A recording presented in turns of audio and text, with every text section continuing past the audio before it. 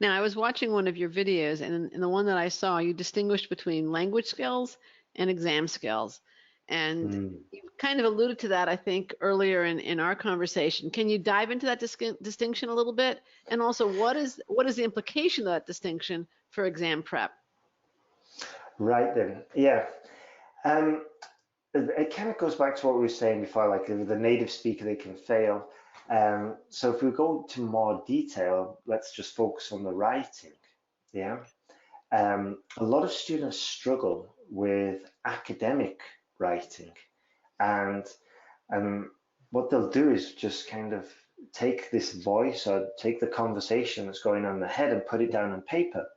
So they'll be writing with contractions, and they'll be maybe using I totally agree instead of I strongly agree. Or they might be using words like a lot of kids play football, whereas they should be really saying a lot of children play Children. football. Yeah. Yeah. And so it's these kind of little things that you'd never pay any attention to unless you were preparing for an exam.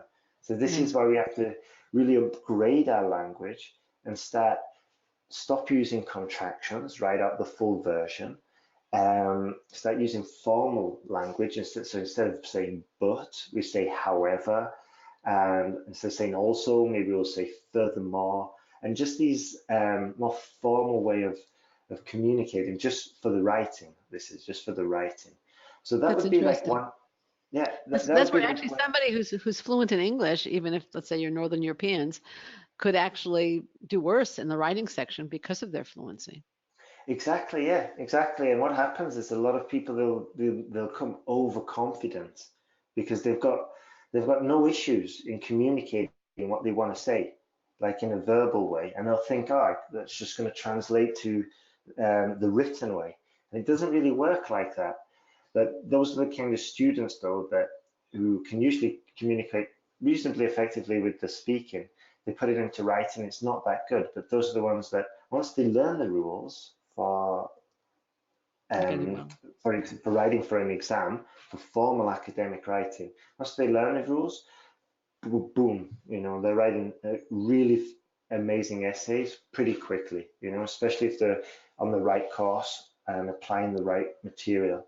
So yeah, that would be the difference between the exam skills and sort of like language skills for the writing. Also, the ability to write a coherent, I mean, we've just focused on the granular than the actual writing style, but there's also the ability to communicate your point in a paragraph Yeah. and to make a coherent argument that doesn't contradict itself, you know, and to make it crystal clear.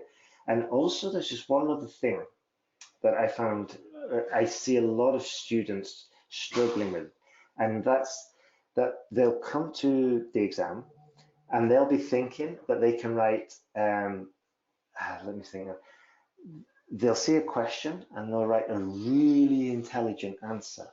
Yeah. But the examiner doesn't really care about the quality of the idea. It's a language exam at the end of the day, so we've got to be concerned with the quality of the communication, yeah, the quality of the way the idea is expressed. So I always say it's better to go for a basic idea that's expressed eloquently in an, rather than a super amazing idea that's going to trip you up when you're trying to explain it. The grammar's going to trip you up because it's terribly complex, but it's amazingly intelligent, but it's going to trip you up when you try and write it, and that's going to cost you points. So just play it safe and go for an idea that's easier to communicate, um, but expressed in a very formal academic way. So that would be with the writing. And then with the speaking, it's kind of a similar issue. We can't go in there all casual. We've got to treat it like a job interview. We've got to learn special skills like how can you talk for 2 minutes about your best friends? Even native English Yeah. language speakers are going to struggle with that. So there's all these kind of like little nuances and also which I can't find kind of peculiar is that some cultures they're not used to like the small talk. or they're not used to, or they don't know where to put their eyes during the conversation. Yeah. And these kind of cultural issues as well, these are kind of more like exam skills. Right. Right. Mm, But it's interesting. I mean, again, as we discussed at the beginning of the podcast, it seems like some of what they're looking for are thinking skills more than mhm, fluency skills. And mm. I don't know if that's is that an exam skill, or is that is probably an exam skill more than a language skill, or is it a third category? Yeah, I think if you have one of those Venn diagrams, there's probably a Yeah, bit of overlap for both sure. of them. Yeah, yeah, And it is, yeah, the thinking skill.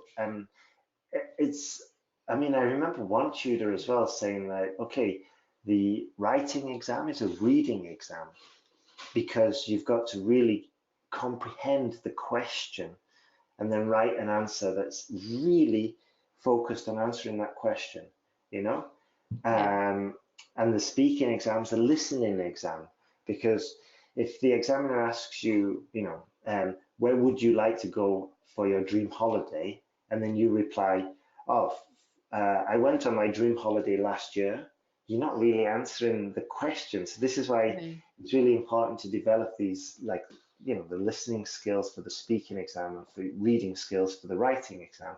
But yeah, you're totally right that it's like thinking skills and also the confidence as well. You've Right. got to develop the confidence to go in there and show the examiner that you're quite a capable candidate and thinking on your feet as well about questions that you might never have asked. And this is why I think confident students usually do better than the nervous students. Right, for sure.